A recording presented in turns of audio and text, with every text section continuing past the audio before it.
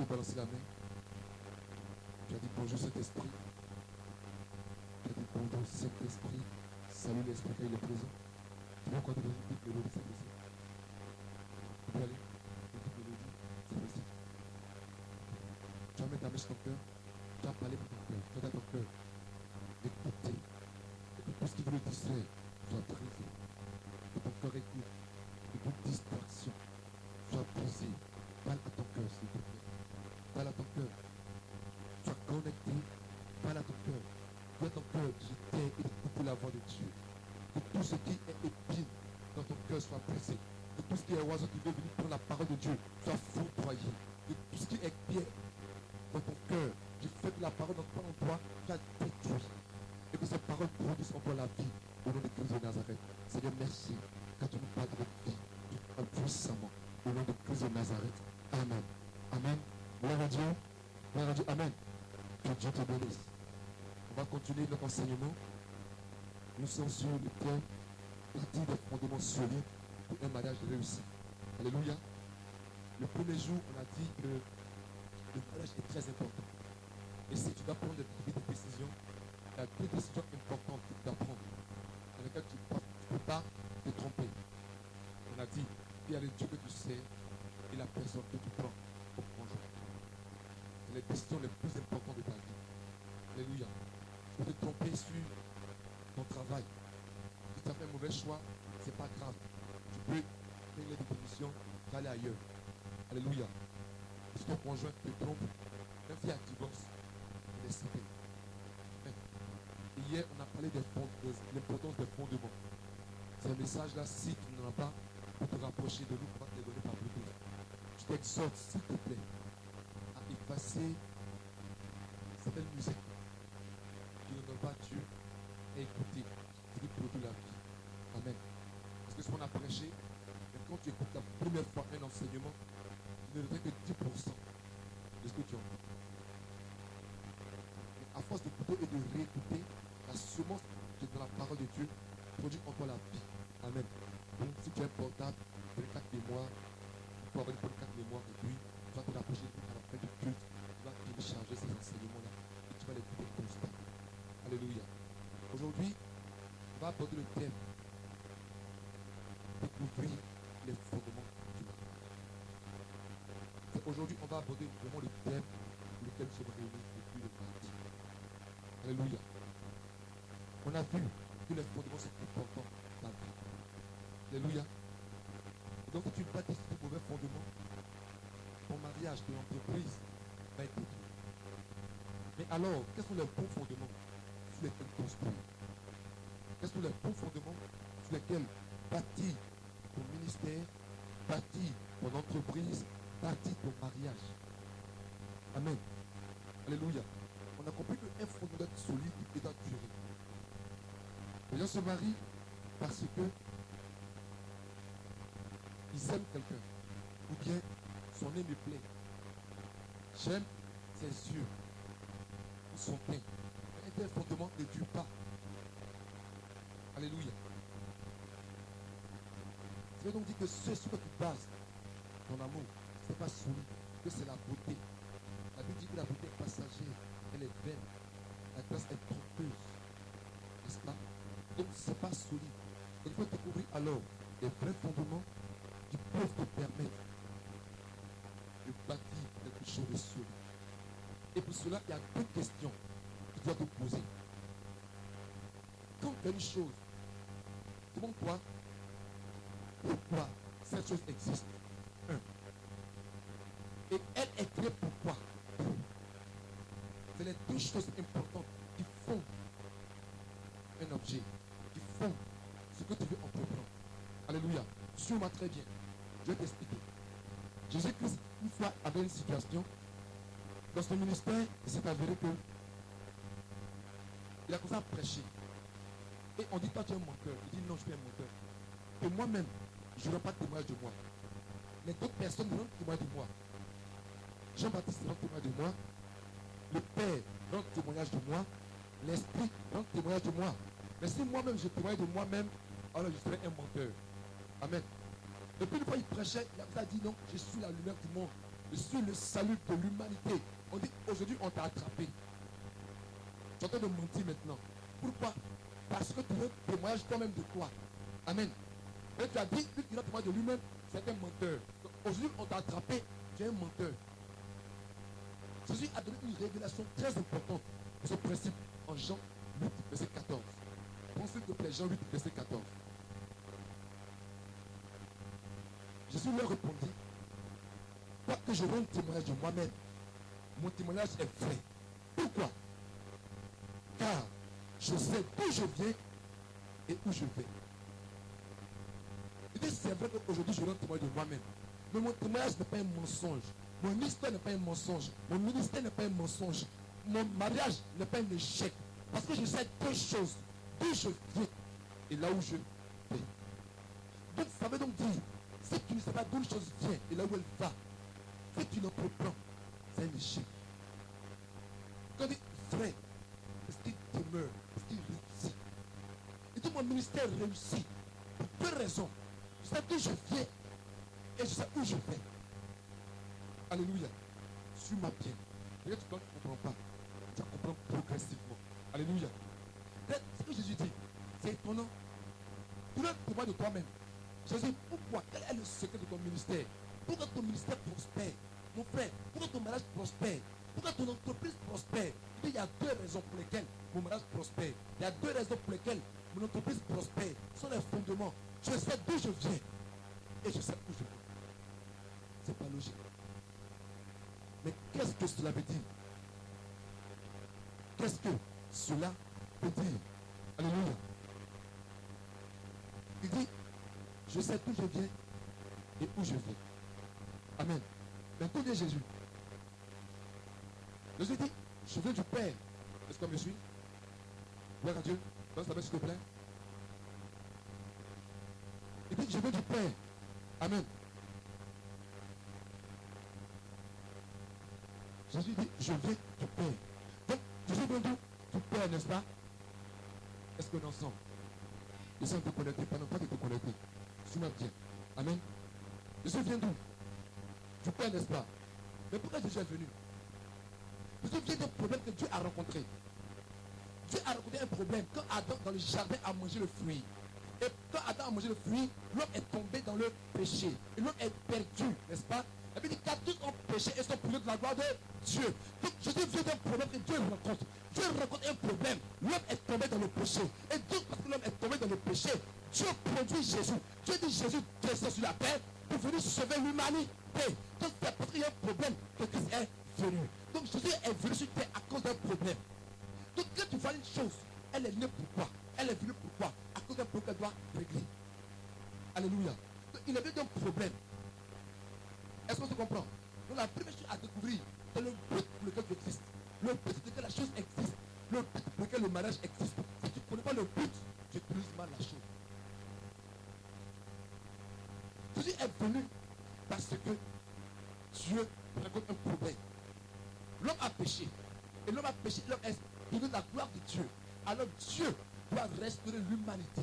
Dieu dit, Christ de Nazareth, Jésus-Christ, Dieu rentre en l'homme, devient homme. Et en même temps Dieu, il va sauver l'humanité. Donc Jésus vient de ce problème de la chute de l'homme. Alléluia. Il va où? Car Dieu a donc aimé le monde, il a donné son Fils unique. Afin que quiconque croit en lui ne périsse point, mais ait la vie éternelle. Donc quelle est sa vision? Il est venu pour sauver l'humanité. Est-ce qu'on te comprend? Est-ce que tu veux prendre ça, mais s'il te plaît? Maintenant, soumets, s'il te plaît. On va quelque part par toi. La première chose à comprendre, c'est quel est le but de la chose. La deuxième clé à comprendre, c'est un fondement. Quelle est sa vision? Quelle est son utilité? Alléluia. Quand tu découvres les deux choses, tu es certain de réussir. Je prends un exemple simple. Qui a un portable ici? Je veux un joli portable. S'il te plaît, je veux un bon portable. Donc, elle va me donner un portable, un bon portable. Attends. Non. Je veux quoi? Alléluia. Gloire à Dieu. C'est Samsung Dios. C'est quelle série? On appelle ça. Bien, ok. C'est Samsung Dios. Regarde bien. On me suit? Suis-moi très bien. Ce portable-là, en lui, tu as du bureau, plus filmé, n'est-ce pas? Tu as agenda. Tu comprends? Tu peux écouter la radio, ou bien, n'est-ce pas? Tu peux prendre des notes. Il y a des logiciels que tu installes, tu prends des notes. Il y a des choses que tu installes là-dessus, de ta maison. Ici, tu peux commander ton frigo, ta télévision à la maison, comme télécommande. Il est performant, n'est-ce pas? Maintenant, dans ce portable-là, hein, il peut faire beaucoup de choses. Tu entends parler, il enregistre comme un dictaphone. Il est performant. Tu peux prendre là-dessus avec la calculatrice, calculer tes notes, n'est-ce pas? Il est très utile. Et puis, tu as un portable Siemens C10. Qui connaît Siemens C10? C'est le portable qui vaut 4,5 kg. Si tu le mets sur ta poche descend comme ça. Il n'y a pas de vibration dedans. Parce que s'il y a vibration dedans, tu vas bouger.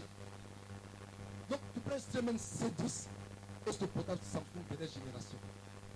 Le Siemens C10, il n'y a pas Bluetooth.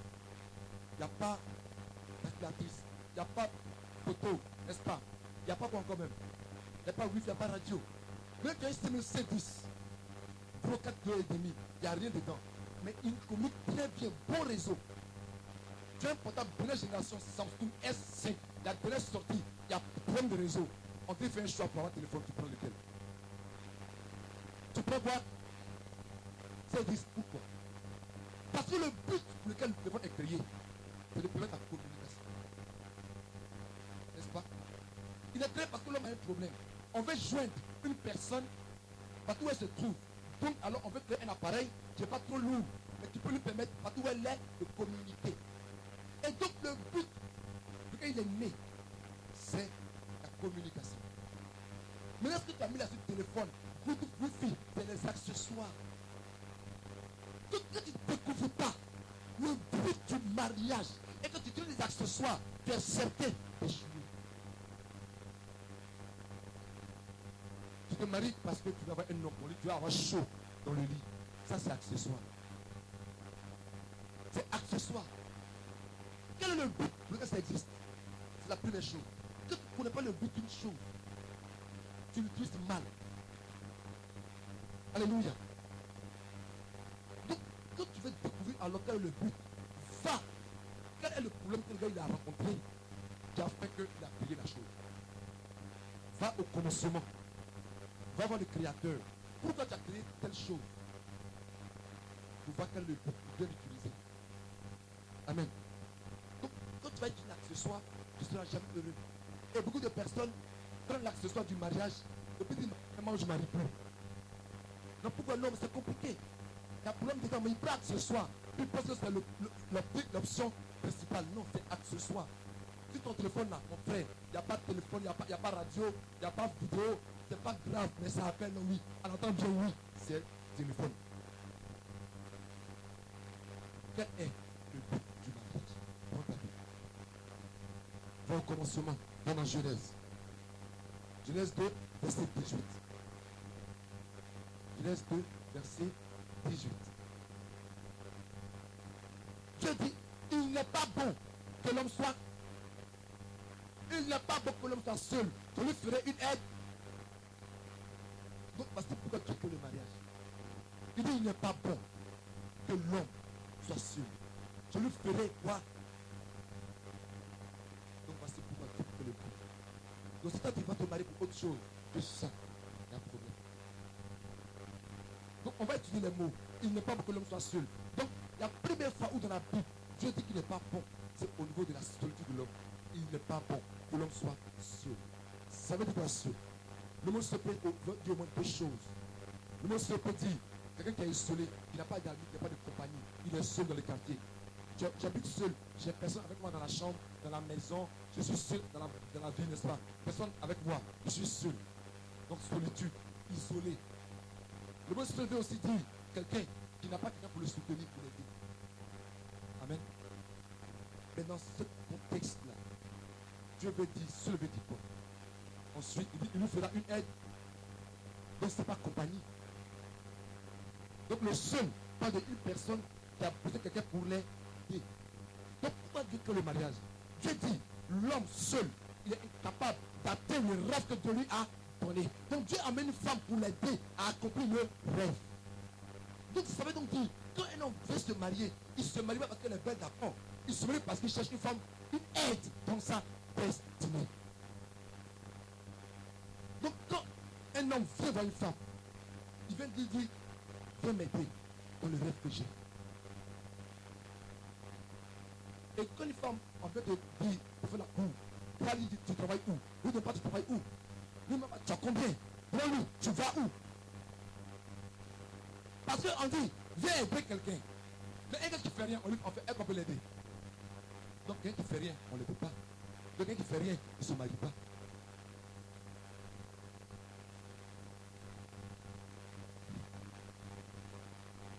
Sois délivré. Ça va choquer. Ça va déchoquer un peu. Quand je dis quelqu'un qui ne fait rien, tu peux travailler, être milliardaire et puis ne rien faire. C'est pas faire quelque chose pour Dieu. Adam devait faire quoi? Il devait cultiver le jardin. Donc la première chose pour qu'un homme se marie, ce n'est pas d'abord l'argent, c'est de découvrir la raison pour laquelle il existe. Quel est le jardin que Dieu t'a donné, que tu as cultivé? Quelle est la raison pour laquelle tu es né? Que tu découvres la raison pour laquelle tu es né, tu peux te dire, femme, voici où je vais, alors viens m'accompagner là-bas. Donc un homme qui a l'argent, qui est milliardaire, mais qui n'a pas de vision, c'est pas un homme qu'on doit marier. Mais tu vas où? Il va nulle part. Toi, tu vas l'aider dans quoi? C'est pourquoi dans des familles, il y a des problèmes. Parce que la Bible déclare, là où il n'y a pas de révélation, mon père, son frère, là où il n'y a pas de révélation, il y a l'échec. Là où il n'y a pas de révélation, il y a la division. Le mot révélation, c'est le mot vision. Donc, dans une famille où il n'y a pas de vision, où on ne va pas quelque part, on est assis, manger, dormir, avoir 2 maisons, c'est fini. Mais ils vont toujours se disputer, ils vont toujours faire des histoires, parce qu'il n'y a rien qui les motive à aller ensemble. Alléluia. Est-ce qu'on est ensemble? Tu te maries. La première clé, quand tu te maries, tu vas découvrir qui tu es. On dit Jean-Baptiste, qui es-tu? Il n'a pas dit je suis le fils de Zacharie et de Élisabeth. Il a dit quoi? Je suis la foi. Tout ce qui est dans le désert. Jean-Baptiste dit, je suis ma vision. Donc un homme se découvre par la révélation, la découverte de sa vision. Donc un homme qui n'a pas encore découvert sa vision n'est pas un homme qu'il faut marier. Pourquoi? Parce que quand vous êtes ensemble dans la maison, qu'il n'y a pas de vision, il y a des discussions et des disputes. Mais on n'a rien à faire ensemble. Il faut qu'on se coupe, on fait parler un peu. Quelqu'un est occupé, il faut parler. Tu veux critiquer lui, j'ai pas de temps, mon frère. Ah, je disais, il s'en va, il est pressé. Quelqu'un qui n'a rien à faire, tu vas s'asseoir, tu dis ma chérie, tu vois même. Là, comme elle est habillée, tu as vu, non? La fille fait trop mal de. Elle est comme si elle n'a rien à faire. Si elle doit se lever à 6 heures, elle va travailler à 23h, minuit rentrer, elle ne va pas faire ça. Donc la première chose à faire, un homme, c'est de découvrir où il va. Quelle est sa vision? C'est ça. Et ta vision détermine la femme que tu prends. Pourquoi? Si je fais une aide semblable, n'est-ce pas? Je vais donner un exemple simple. Tu prends quelqu'un qui a une vision de berger. Tu as dit c'est un berger. Ça veut dire quelqu'un a construit, élevé un berger. Mais il va s'allier une femme d'un lion. Tu lui dis 10 moutons. Quand elle rentre dedans comme ça, il reste 3. Elle n'est pas mauvaise femme. Mais quand elle a une vision de rassembler, elle a une vision de chasser. Et puis vous êtes ensemble. Est-ce que tu penses que dans ce foyer, ça va résister? Toi, tu vas au nord, tu peux pas qui va au sud. Tu dis, voici comment faire, dit, on ne fait pas comme ça. Et tu peux me dire, tu dis, voici comment faire, dit jamais. Là, tu prends une personne du sud, elle dit jamais, on va faire le nord. Et dans votre famille, il y a des problèmes. Vous savez ce que ça veut dire division? Ça veut dire 2 visions. Lorsque dans une famille, il y a 2 visions. Des visions différentes, il y a division. Et c'est après le divorce qui veut dire la force est boostée. Où vas-tu? Où vas-tu? Ça veut donc dire qu'une femme ne se marie pas pour qu'on puisse l'aider. Elle ne se marie pas pour qu'on prenne soin d'elle. Le mariage n'est pas fait pour la femme. Le mariage est fait pour l'homme. Mais c'est l'homme qu'on doit aider.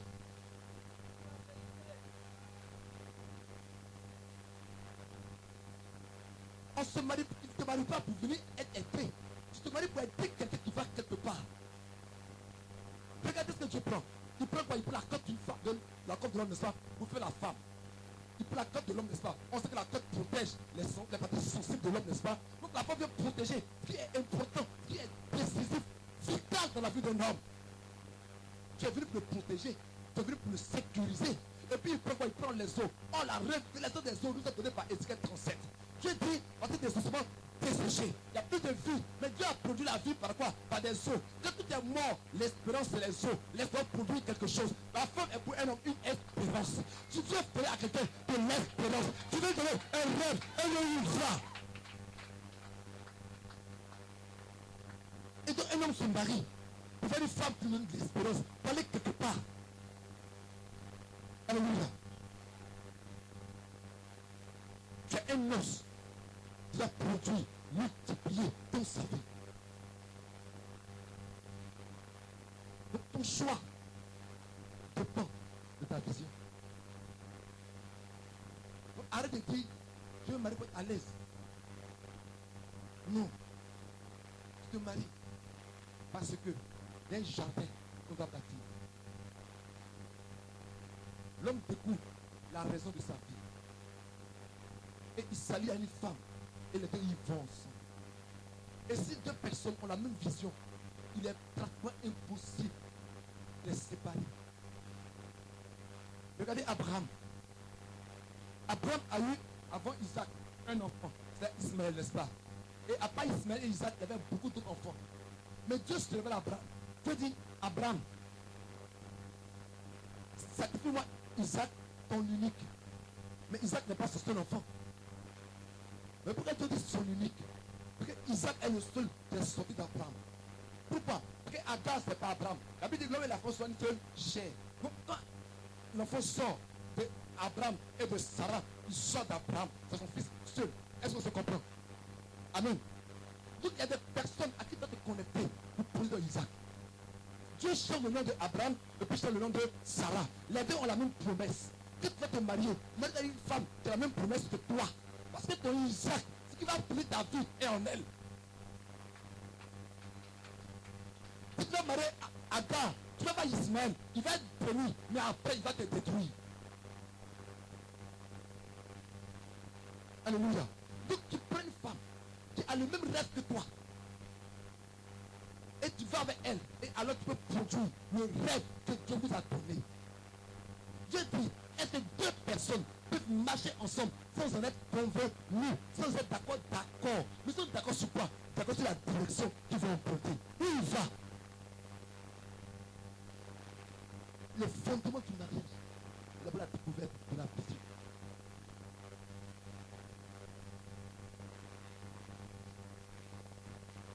De la découverte de la vision.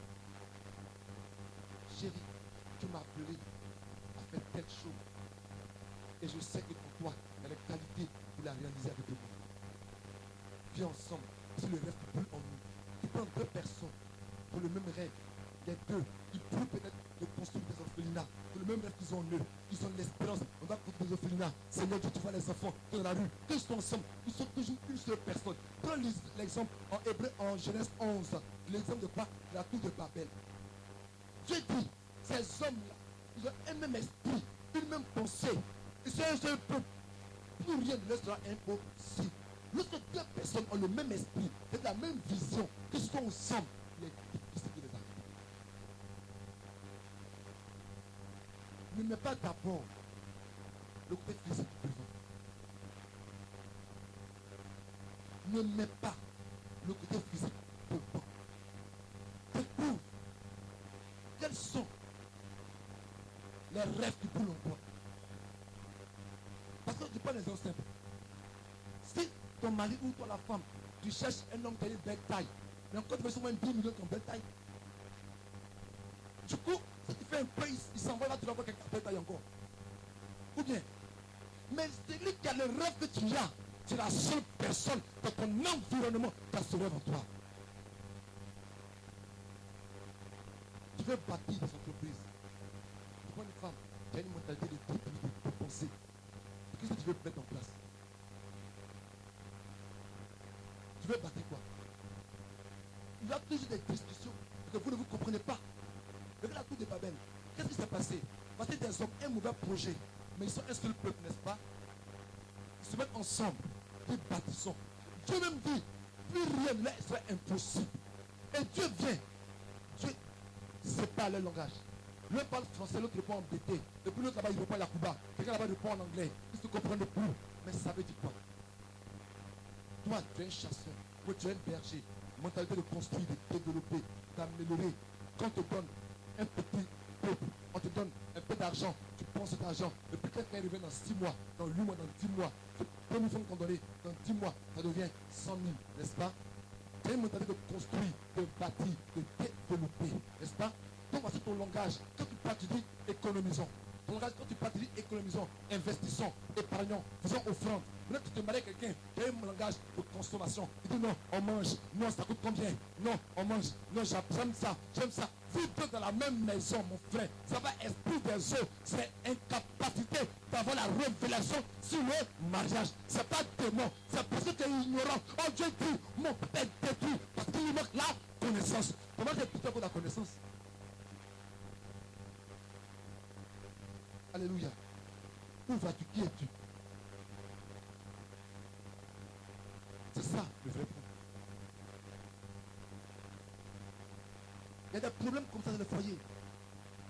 Parce que l'homme et la femme ont des vies différentes.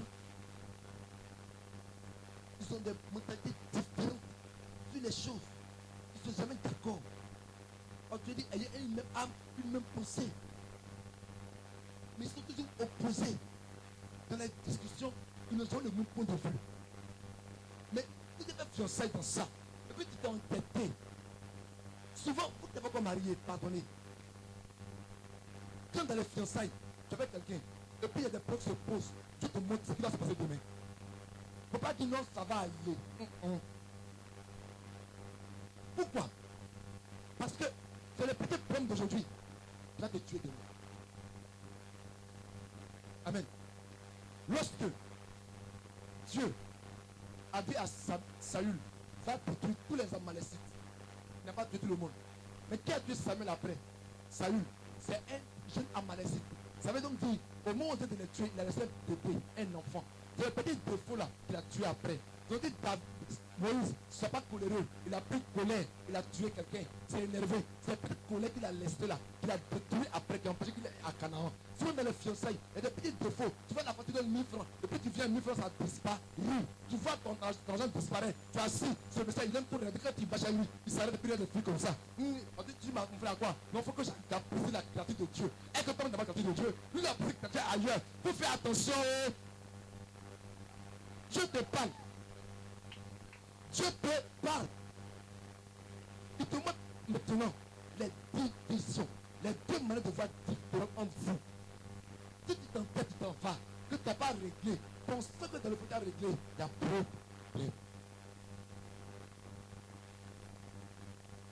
Gloire à Dieu. Est-ce qu'on est ensemble? Est-ce qu'on peut acclamer Dieu, s'il vous plaît?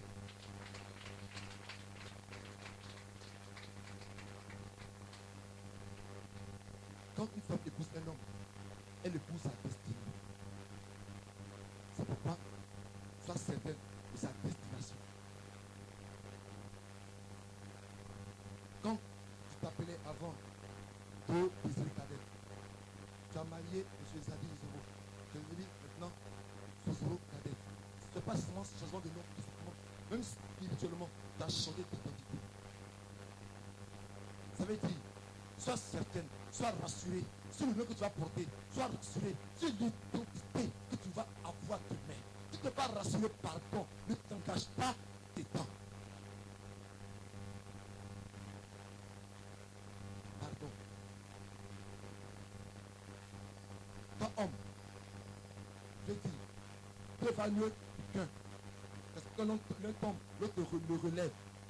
Toi, homme, que tu vas prendre une femme pour la marier, sois sûr que quand tu vas tomber, elle est capable de te relever. Si elle est capable de supporter ton poids, il faut la laisser. Vous savez comment l'aigle, la femme de l'aigle, choisit son conjoint, elle va en hauteur, elle prend un bois qui a la même masse qu'elle, elle laisse le bois dans l'air.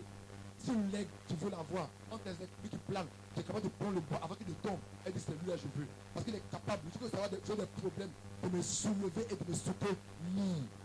Pas homme que tu es marié, est-ce que tu es sûr que cette femme peut te soutenir?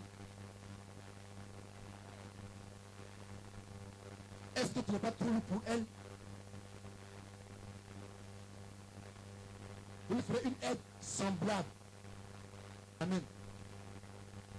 Une aide semblable. Est-ce que tu ressens? Est-ce qu'elle est semblable à toi? Est-ce qu'elle peut t'aider? Est-ce que tu dois d'abord, tu ne vas pas son comme tes yeux, ne pas voir son sourire, ça te distrait.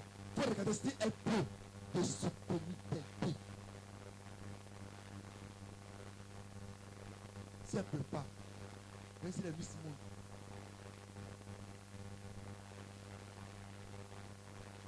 detourne-toi et va ailleurs. Parce que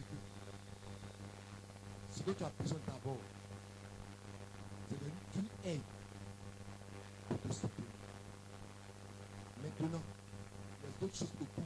Je n'ai pas dit de ne pas aimer la personne, c'est parce que je vous dis. Je dis, il est bien dans son téléphone d'avoir Bluetooth. Il est bien dans son téléphone d'avoir radio. C'est bon.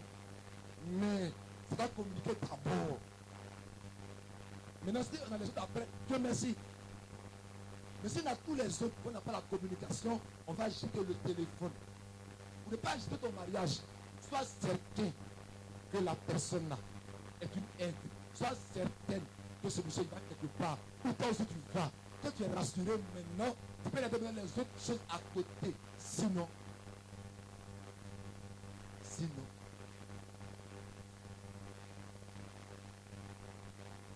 vas regretter. Parce que la vision, n'est-ce pas, c'est la raison pour laquelle tu es né. Ce qui brûle en toi. Et la vision d'une personne ne finit jamais. Elle ne peut pas passer. Tu es né pour ça. Ça brûle en toi, c'est plus fort que toi. C'est ce pourquoi tu vis. Amen. Et donc, quand deux personnes ont la même vision, les deux ils s'aiment naturellement. Parce que la même chose brûle en nous. Quand ils parlent, ils se comprennent. Pourquoi Jésus dit à Jésus, en parlant, l'ange qui a parlé, c'est Jésus qui a parlé, parce que l'ange a pris la parole de Jésus de Dieu.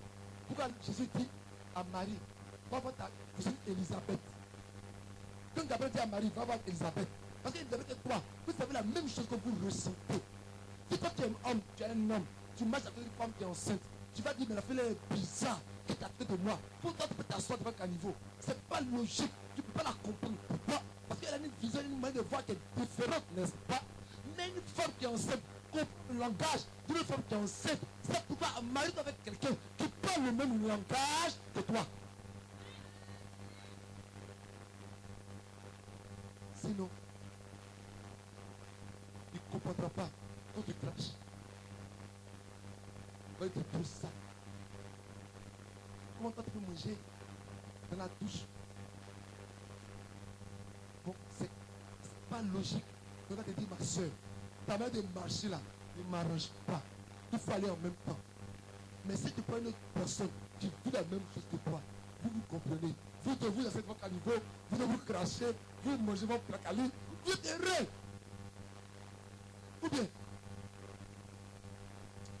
Marie doit écouter, il parle le même langage que toi.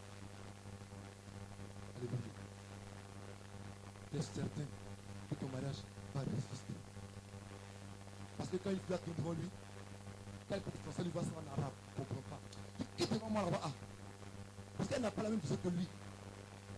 Qui serait? Alléluia.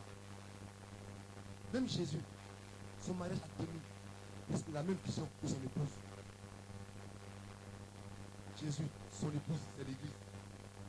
Il ne faut pas dire Jésus est marié. Alléluia. Jésus-Christ, il parle le même langage que son épouse pour l'église. C'est pourquoi son mariage est un exemple Dieu. Parce que lui, il est Dieu, il est la tête, il a la vision. Et l'épouse exécute la vision. Et l'épouse a la même pensée que lui. Femme, Elle a la même vision que ton mari. Marie, communique ta vision à ton époux. Dis à ton épouse, voici ce pourquoi on est né. Parce que où on va, le mariage est un partenariat. C'est une alliance de deux personnes qui vont quelque part. Donc Dieu a pris Adam et Ève, c'était pour cultiver le jardin. Il y a quelque chose que Dieu t'a donné qu'il veut développer au travers de ta vie. Le jardin est trop grand et tu es encore petit. Tu as besoin de quelqu'un pour t'aider à le bâtir, à le développer. C'est pourquoi dis à ta femme, chérie, voici ce pourquoi je suis né. Voici où je vais. Voici ce quoi j'ai besoin que tu m'aides. Et ensemble, vous y aller.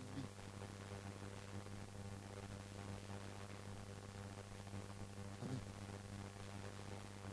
Et quand vous avez une vision unique, commune, de certain, vous réussissez. Vous savez que rien ne vous a arrêté. Beaucoup d'entreprises, beaucoup d'églises, beaucoup de pays, beaucoup de foyers sont détruits parce que dans le foyer, les deux ont des visions différentes, comme je l'ai dit. Quand la division, c'est deux visions. Quand tu es ailleurs, c'est fini. Et c'est pourquoi dans le foyer, s'il vous plaît, tous les hommes, même le chef de famille, vous dit, l'homme est la tête, n'est-ce pas? Mais qu'il parle de tête, il parle de vision, il parle de lui qui voit, qui calcule, et puis il dit, parce où on va. Constamment, enseigne à ta femme et à tes enfants le rêve que Dieu t'a donné. Voilà pourquoi on est né. Voilà pourquoi nous on s'appelle tant. Voilà pourquoi on ne fait pas telle chose. Parce que ta vision détermine ton comportement et ton caractère. Amen. Vous voyez une femme, quand elle n'est pas enceinte, elle est normale, n'est-ce pas? Mais quand elle est enceinte automatiquement d'une vision, qui est l'enfant qui est dans son ventre, sa manière de marcher change, son caractère change, n'est-ce pas? Pourquoi? Parce qu'elle a une vision qui est en elle, et la vision produit des changements dans sa vie, n'est-ce pas? Et donc quand elle a une vision, sa manière de comporter change. Lui qui aimait avant s'habiller, il est là de s'habiller, il commence à épargner, à mettre en autre chose. Lui qui aimait avant, aimait se lever très tard. Maintenant, il se réveille à 8h, 10h, il se réveille à 6h, 5h, il réfléchit.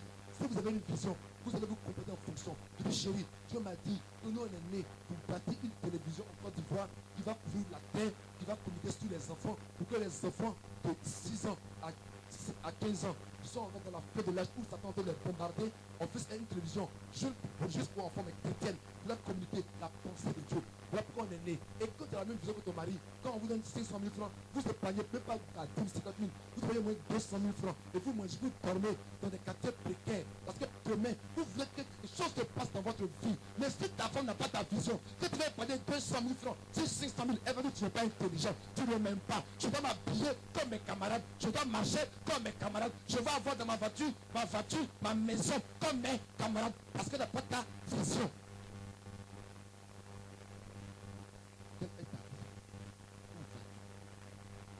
Où va ta famille?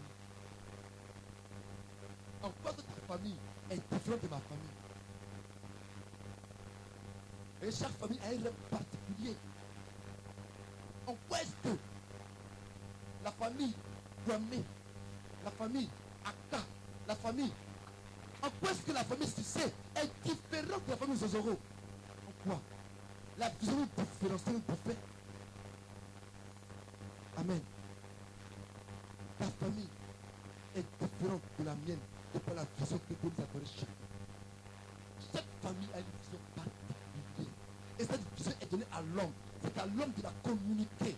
Et qu'il n'y a pas de vision, vous n'avancez pas. Et vous avez des problèmes. Beaucoup de foyers sont détruits à cause de ça. C'est la première clé pour avoir un mariage solide. Si tu es déjà marié, c'est pas toi. Allez prier Dieu. Seigneur, pourquoi on est là? Pourquoi nous sommes ensemble? Que Dieu vous révèle et travaille ici. Parce que vous n'êtes pas marié pour pouvoir avoir une villa que vous êtes construite pendant la retraite. Vous n'êtes pas marié pour pouvoir avoir vos deux enfants. C'est pas ça. Vous êtes marié parce que Dieu veut atteindre un rêve au travers de vous. Et toi qui n'es pas encore marié, rassure-toi que cet homme va quelque part. Rassure-toi. Peut-être que toi tu veux aller au nord. On lui va en enfer. Tu t'engages avec lui. En nous à l'éviter. En enfer. Tu te lèves ma tête, tu te dis en enfer. Un matin, tu de la pauvreté. Et tu t'engages avec quelqu'un. Il y va. Alléluia. Est-ce que tu me parles? Est-ce que la parole va du bien?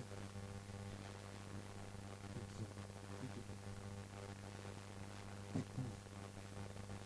Découvre la raison.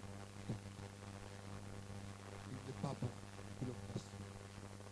Libérer une aide cible. La femme, à la recherche d'une personne qui doit aider. L'homme est la recherche d'une personne, le soutien. Et le mot que tu as utilisé, répond le message de notre voix. Amen.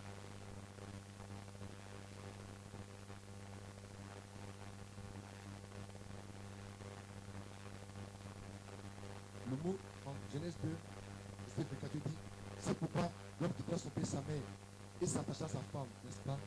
N'est-ce pas? Et il avait demeuré une seule chair. Mais le mot qui est utilisé, c'est le mot Ezer Kanego.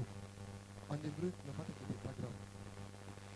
Le mot veut dire construire, bâtir. Ça veut dire, c'est que l'homme s'attachera à sa femme pour se construire. Le but du mariage, c'est ça. L'homme se construit par sa femme, avec sa femme. C'est ça. De grâce, pardon. Il ne va pas détruire quelqu'un qui se construit.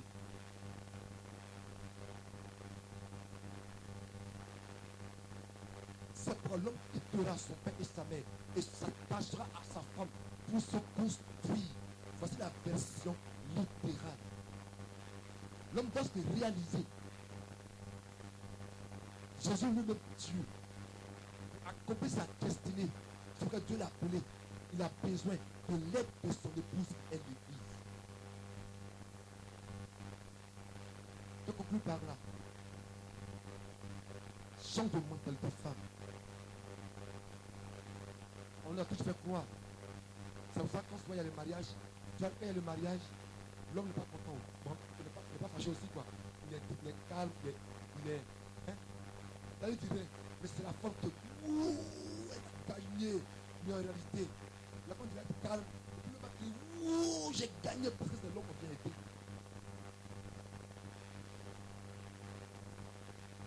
C'est l'homme qui dit aider.